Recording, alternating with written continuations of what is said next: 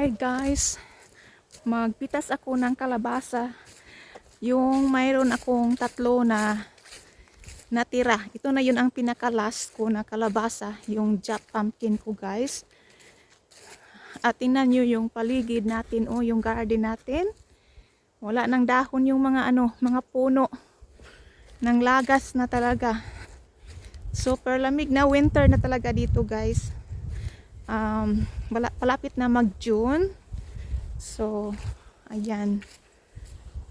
Mayroon tayong dalawa dito nasa driveway. At mayroon pa doon sa unahan, yung isa malaki. Ito isang pumpkin ko dito, nalanta na yung vine nila. Ito nalanta na yung vine. Nag-brown na talaga.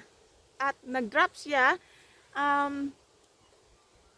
Normally nakahang siya dito sa fence pero nag-drop na kasi nalanta. So i-cut ko na lang dito. Medyo na ito, nag-yellow naman siya, matured na.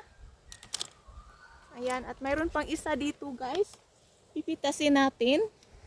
At mayroon din sa loob ng garden ko. Ito malaki ito siya guys. Ayan. Malaki ito siya. Grabe. Ayan. Ang laki. Tapos, nandoon sa kabilang garden, sa loob. So, wala siya dito sa labas. Itasin ko ito. Ayan. Ito. Kunin ko. Hindi siya pwede dito,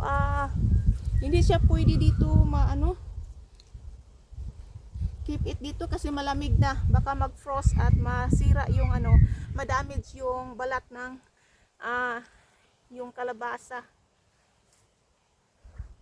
Ayan, dalawa ang malaki at saka yung isa is maliit.